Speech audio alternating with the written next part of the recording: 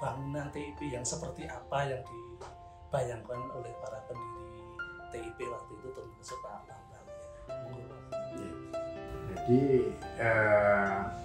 pada waktu tahun 1987 ya, waktu itu sudah dicanangkan oleh pemerintah masalah masa depan Indonesia, di mana saat itu ke arah industrialisasi, sehingga pada waktu itu alangkah baiknya kalau kita mengikuti anjuran pemerintah ke arah industrialisasi ini, sehingga ada wacana untuk mendirikan satu jurusan baru yang berkonsentrasi ke arah industri. Nah, kebetulan kita di fakultas yang mengasuh teknologi pertanian, bidang-bidang yang berkaitan dengan pertanian, sehingga kemudian kita mengarah ke industri pertanian. Kebetulan waktu itu kan hasil-hasil pertanian memang dan perkebunan kebetulan saat itu merupakan hasil yang melimpah di Indonesia, sehingga pada suatu rapat teruslah jurusan baru, yaitu teknologi industri, tapi dengan embel-embel di belakangnya industri pertanian. Itu tahun 87, dan waktu itu memang harapannya nanti jurusan ini menghasilkan sumber daya manusia yang bisa mengintegrasikan antara keteknikan kemudian dengan proses pengolahan, dan tentu saja di sini mesti harus ada manajerialnya. Jadi suatu integrasi antara manajerial, teknik, dan industri pertanian. Nah, mulailah dengan wawasan seperti itu, kemudian ditunjuk pengelolanya saat itu yang kebetulan dari dua jurusan yang ada. Kemudian Pak Mangat ditunjuk sebagai ketua dan saya itu ditunjuk sebagai sekretaris. Nah, mulailah saya dan Pak Mangat mulai berbenah. Pertama adalah masalah kurikulum. Kita punyanya hanya dosen dari Fakultas TP jurusan Mekanisasi Pertanian dan terus PHP ya. Padahal yang dibutuhkan berarti kan dosen-dosen yang memahami masalah teknik, masalah manajemen, ya, manajerial, kemudian masalah pertanian, ya, itu yang kurang. Sehingga pada waktu itu memang kita tunjuk dosen-dosen yang ilmunya saat waktu mengajar di TP itu yang mengarah ke kurikulum TIP itu, ditambah dengan minta bantuan ke Fakultas Teknik, Fakultas Ekonomi, dan Fakultas Pertanian, karena manajemen ini kan mungkin manajemen yang ke arah wirausaha pertanian ya. Nah, mulailah di situ, sehingga kurikulumnya pun dari setiap saat itu selalu menyesuaikan. Mungkin Pak Magiman waktu itu angkatan berapa? Saya angkatan kedua, Pak. Nah, angkatan kedua. Jadi saya masih merasakan praktikum di teknik, di Iya. pertanian, saya masih merasakan, Pak. Jadi dengan infrastruktur yang sangat tidak memadai, seadanya lah. Kita hanya mempunyai diberi bangunan gedung yang sebelah timur ya. Sebelah timur yang dulu itu ditempati oleh D3 ekonomi. Ya. Dan kita tempati di situ yang jaga tempat di situ saya, tapi karena saya masih merangkap di PHP, jadilah kemudian kami mulai merencanakan perekrutan dosen dan mahasiswa. Nah, waktu itu pertama kali kita hanya berani menerima mahasiswa 30 orang. Ya, karena juga tempatnya masih terbatas. Dan saat itu yang paling terasa sekali adalah masalah pendanaan karena kita masih butuh baru lahir ya. Dan masalah dana ini agak waktu itu terasa kurang adil karena dasarnya adalah didasarkan pada jumlah mahasiswa. Jadi per orang itu berapa kalau untuk praktikum, kalau mahasiswanya sekian ya tinggal kalikan. Sehingga 2 jurusan itu dapatnya banyak, kita itu dapatnya paling sedikit. Tapi nggak apa, jadi makin lama makin berkembang. Kemudian kita merekrut beberapa dosen, ya, termasuk dosen dari IPB, contohnya Pak Didi, ya, Budia itu dari lulusan IPB. Dan waktu itu kemudian setelah kita agak kuat, kemudian kami mencanangkan bahwa dosen itu harus keluar negeri semua. Sehingga waktu itu yang jaga rumah tunggal saya Pak Mangan, lainnya pergi semua. Tapi kami bayangkan bahwa dalam waktu sekian tahun itu mesti mereka kembali dan jurusan ini akan menjadi lebih kuat.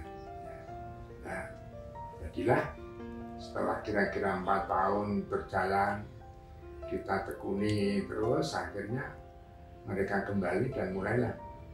Dan alhamdulillah ternyata mereka itu juga loyalitasnya tinggi, ya, sehingga kami sebagai pendiri itu sangat bersyukur bahwa anak ragilnya sekarang ini sudah tumbuh dan mungkin bisa menyaingi kakak-kakaknya.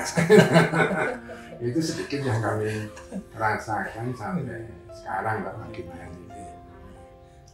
Nah, kalau masalah bangunan apa yang dibayangkan, ya satu bangunan di mana menghasilkan sumber daya manusianya itu yang bisa nanti berkarir baik di bidang rekayasa, ya mungkin seperti yang sudah dicanangkan itu. Dan saya yakin dengan kemampuan yang dimiliki sekarang TIP ini, pertama infrastruktur yang sudah relatif lengkap karena beberapa lab sudah dimiliki, kemudian staf pengajarnya juga sudah paling tidak S2, S3 sudah cukup banyak, ditambah juga akreditasi yang sudah internasional, apa itu ABET apa tadi ya, dan juga kerjasama dengan pihak luar. Saya yakin bahwa kemampuan intelektual dari para mahasiswa ini, sarjana baru ini akan sudah mumpuni, sehingga dia harapannya bisa profesional di bidang yang ditekuninya. Hanya mungkin yang perlu terus dikembangkan sekarang adalah kalau melihat perkembangan yang akan datang ini memang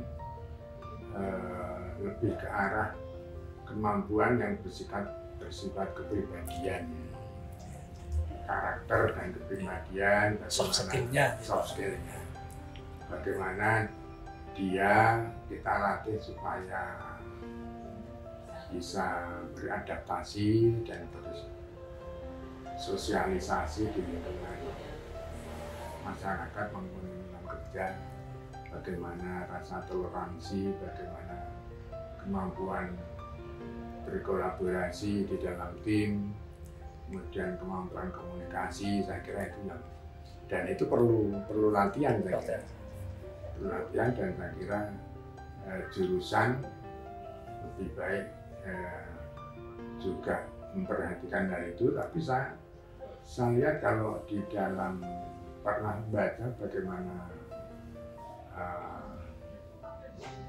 harapan atau sikap dari lulusan mahasiswa itu sudah cukup bagus. Kalau itu bisa betul-betul terlaksana, saya kira itu sudah cukup baik.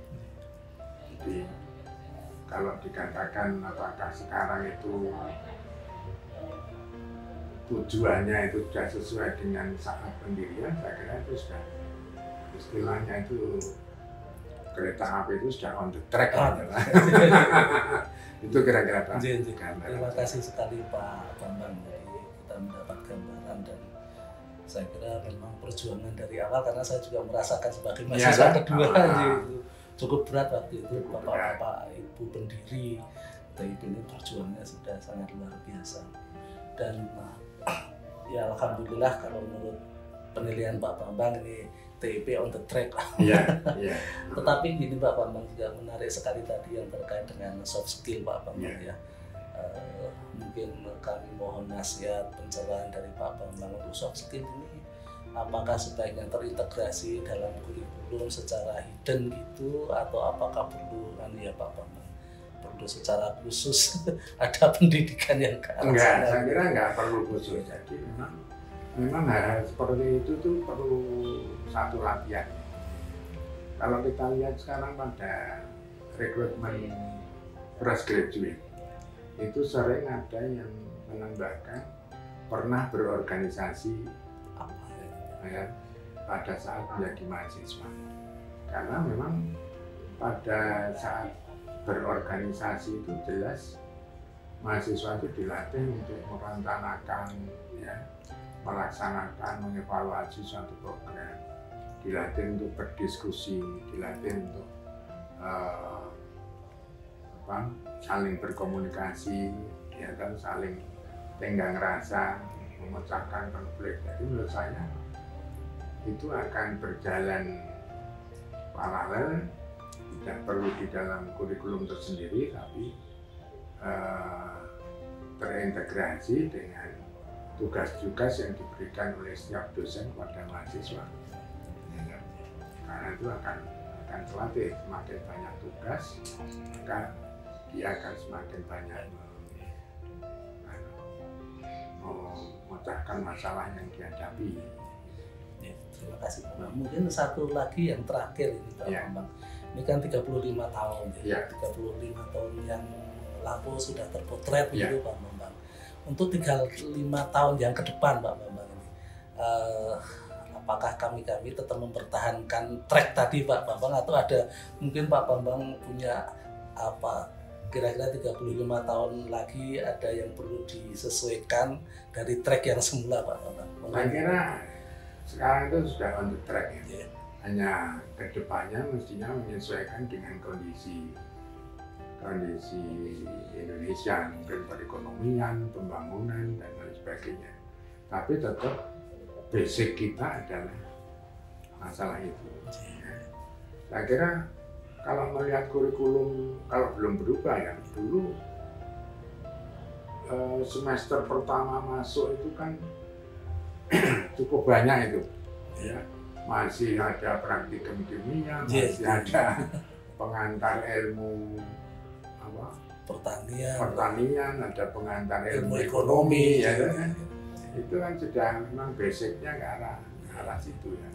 Nah, kemudian lalu ke arah sistem produksi dan lain sebagainya, itu saya kira memang itu harus dipertahankan, hanya mungkin sesuai perkembangan zaman menuju globalisasi ini memang nanti penyesuaian yang kita sesuaikan dia.